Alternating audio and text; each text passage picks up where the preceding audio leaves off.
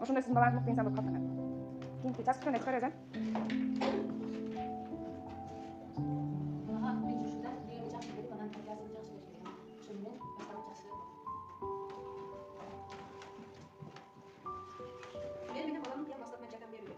Бала ачтанда мен келечекте мындай болот десе, ошо баланын турушу мындай болуш керек, болуш керек деп, ошону мээри менен, ошо кандай кыял максат кылса, ошону жетишине аракет кылыш керек. Неге дегенде анын көчөгө чыгып бирөөдөн жардам сураса алып келип жардам бербейт, Ошондой эң мыкты инсан болуп. Ошондой мыкты инсан болуп калыптыр.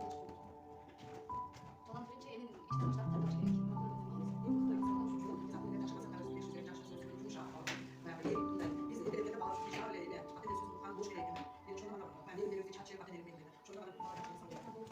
Эң биринчи ишенч сөзүн аябайм.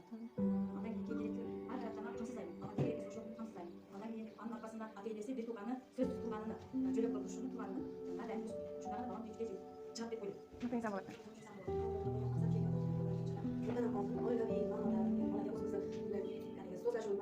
Ona bir şirin söz, mehir versek, bana uzun arkasında tutulan yapadan bağırdı. Özünün ilişkilerinde hareketlerini yardım eden bir Ошондой мыкты инсан болуп калыптыр.